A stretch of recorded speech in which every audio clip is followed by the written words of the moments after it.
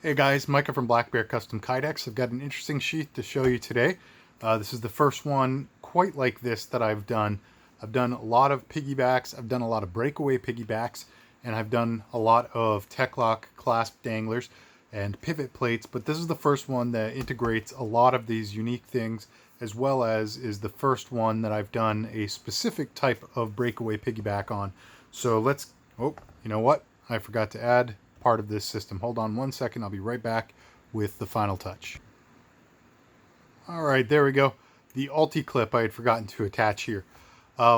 So in short, we're looking at a Tops Operator 7 and a Tops Street Scalpel 2. This is a piggyback setup. You're looking at an Ulti clip for the carry setup here, as well as a Tech-Lock clasp dangler. This is an invention of mine. Allows you to switch quickly between just as a Tech-Lock and also as a dangler. And the Tech-Lock is also mounted to a pivot plate, which is attached to the Op 7 sheath, and that plate will allow you to switch between vertical and horizontal carry pretty quickly. You do have the ability to tighten or loosen the screws that are holding this pivot plate on, so you can have more or less resistance. You can tighten it down to the point where it's basically impossible to pivot, and you can have it where I've got it right now, where it's pretty secure in either direction, but it's not gonna shift on you, but it also is easy enough to move by hand. So somewhere in the middle is where I like it.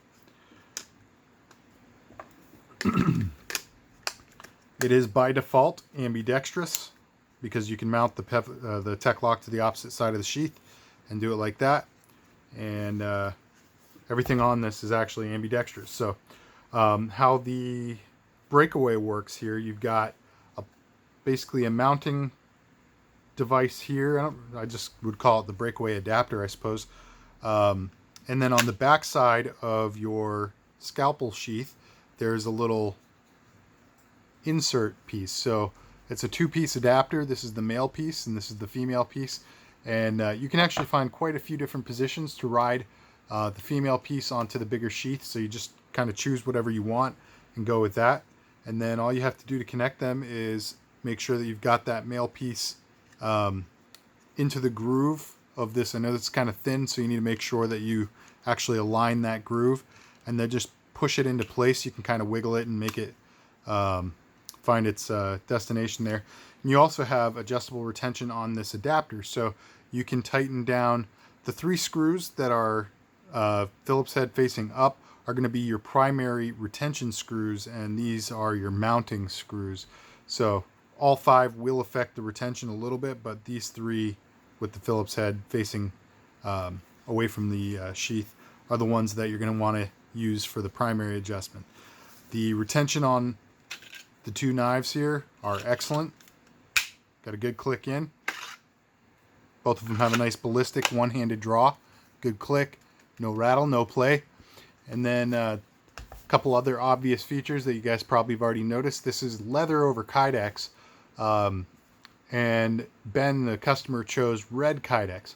So this is actually the first time I've done leather over Kydex where the Kydex is not either black or brown. I've actually never had somebody choose a bright color. It's always been black or brown with black or brown leather. So this is kind of foreign territory for me. And one of the things I'd never thought about before that required quite a bit of attention to detail was making sure that the dyeing process didn't muddy up the edges. It's obviously a black spot of dye along this bright red edge would be very, very visible. So I had to be very careful about the dye job I did to this, and that was a challenge. Another feature, on the Operator 7 sheath, you have 6 milled slots on it. The slots are fairly easy to do on just Kydex, but they are extremely difficult to do when you add leather to the mix. So some of them aren't super clean. If you look real close on the inside, you can see some of the leather frayed. There's just no real good way for me to get in there and make it perfectly smooth or slick leather the way you see along the edges here. But it shouldn't interfere with anything that you're doing. So I think they're just a nice added bonus to have. A lot of different ways to mount things. With those milled slots, you just have almost endless capabilities for directions that you can mount the Breakaway adapter here. And then finally, looking at the Breakaway itself, the smaller sheath. Speaking of which, how I would recommend getting this out of there, I would grip the adapter itself. If you can get your fingers back there onto the male piece, I would just kind of push it down and up and just kind of wiggle it like that. It does break free pretty easily, and that'll minimize the risk that you're actually going to have more scuff marks like this with the hardware on the back digging into the leather of the Operator 7 sheath. That is always an inherent risk with leather. I would even call it an inevitability, to be honest. So there's that. All right, so just grip it as close as you can to the female piece, wiggle it as you're starting to pull it out, and it'll come out pretty easy. How this is intended to be worn is either inside the waistband or inside the pocket. How I'd wear this, personally, I'd go inside the pocket. And the reason we chose an Ulti-Clip is because it's perfectly suited for this task.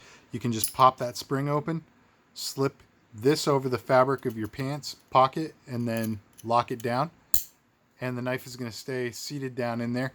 With all the mounting options for eyelets here, you can also just, go at a bunch of different angles, bunch of different ride heights. This is about where I would have it personally, but if you want to go deeper pocket, you'd obviously just move this closer to the top of the sheath. You can mount along either edge. You can go down further. There's just a lot you can do, and this is generous 2 milled slots on the Ulti-Clip itself, so you've got ride height adjustment per eyelet hole. So I really like this setup. You can see the leather's got really nice definition around the handle. I was really happy with how this came out. So that's about all I have to show you guys on this. I think I've given you the grand tour here, but if you have any questions or comments you want to leave down in the comment section, please do so. As always, feel free to call, text, email me about custom orders or questions about this system, and love to hear all your thoughts in the comments down below. So guys, let me know what you think of Tops knives, the Operator 7, the Street Scalpel 2. Let me know what you think of leather over Kydex. How about the clasp dangler, Breakaway, and Ulti-Clip setup.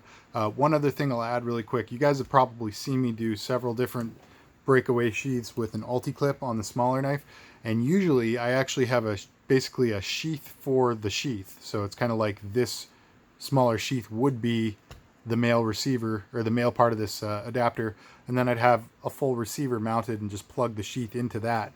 The reason I didn't do that this time was because with leather, I thought, you know what, that's probably going to scuff it up. So I had to just kind of float a plate behind it, and that just goes to protect the longevity of the leather. So that's where my mind was at there. But let me know what you think of that. It's just a new way to do the same sort of thing that I've been doing for a few years now. So I'd love your thoughts down below. All right, guys, that's all I got for you. So like, share, comment, subscribe.